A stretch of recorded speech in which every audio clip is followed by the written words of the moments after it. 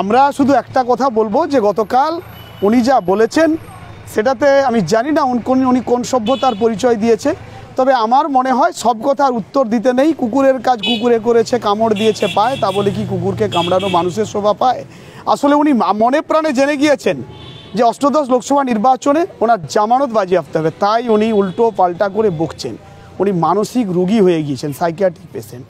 তো স্বাভাবিক কারণে ওনাকে একটা ভালো চিকিৎসকের পরামর্শ দেওয়ার আমি অনুরোধ জানাচ্ছি। যে সমস্ত সমাজ মাধ্যম আছে, সংবাদ মাধ্যম আছে, তাদের মধ্যে থেকে আমি বলবো যে উনি আগে ভালো করে চিকিৎসা নিয়ে সুস্থ হয়ে আসুন। কারোর জন্মবৃত্তান্ত তুলে কথা বলবেন, কথায় কথায় বঁটি কাটারি অস্ত্র নিয়ে মানুষকে খুন করার কথা বলবেন, এটা বাংলার সংস্কৃতি বা বাংলার সভ্যতার মধ্যে পড়ে না।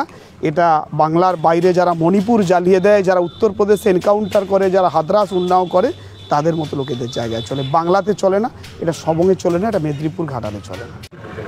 প্রথম কথা হলো যে এরা তো মিথ্যেবাদী, এদের মুখ্যমন্ত্রী থেকে পঞ্চায়েত সবাই মিথ্যে কথা বলে।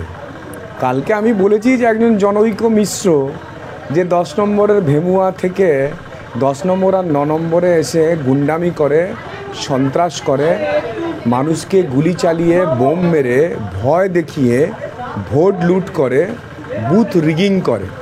তো সেই মিশ্র যে হারমাদ, যে একজন গুন্ডা, সে যদি এবারে ভোট লুট করতে আর বুথ রিগিং করতে আসে, তাহলে মা বোনরা হাতে লাঠি ঝাঁটা বটি কাটারি সব নিয়ে তাকে তাড়া করবেন, মানে প্রতিরোধ গড়ে তুলবেন।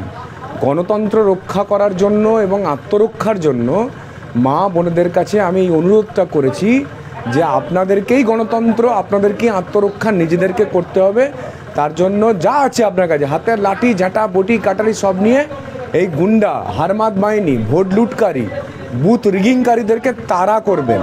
সেই জনৈক যে মিশ্র যদি আসে, আর আমি থাকবো সামনে, তো আপনাদের ক্যামেরার সামনেও বলছি, এবার সেই মিশ্রকে যদি ওরা বলে, এই যার নাম বললেন তরুণ মিশ্র, তাহলে ওরা স্বীকার করে নিচ্ছেন যে ওদের তরুণ মিশ্রই সেই হারমাদ, সেই গুন্ডা যে বুথ রিগিং করতে আসে, যে ভোট লুট করতে আসে, যে গুলি বন্দুক দিয়ে সন্ত্রাস তৈরি করে। ভাবতে পারছেন মানে তৃণমূল কিরম ফাঁদে পা দিয়েছে এবং ফাঁদে পড়ে গেল শেষ পর্যন্ত। আপনি উল্লেখ করেছিলেন মিশ্র, আমি বলেছি মিশ্র, আর ওরা বলছে ওটা হলো তরুণ মিশ্র, যে হারমাদ, যে গুন্ডা, যে পঞ্চায়েতে বুথ রিগিং করে, ভোট লুট করে। তৃণমূল নিজেই স্বীকার করছে যে তরুণ মিশ্রই এই সমস্ত কাজগুলো করে। এর থেকে হাস্যকর এবং লজ্জাকর, এটাকে আমি ধিক্কার জানাই যে তৃণমূল সকাল থেকে রাত অবধি মিথ্যে কথা বলে। আজ একটা সত্যি কথা বলেছে যে হ্যাঁ ওদের তরুণ মিশ্র এই কাজটা করে। আমি কিন্তু নাম বলিনি, ওরা নিজেরা কমপ্লেন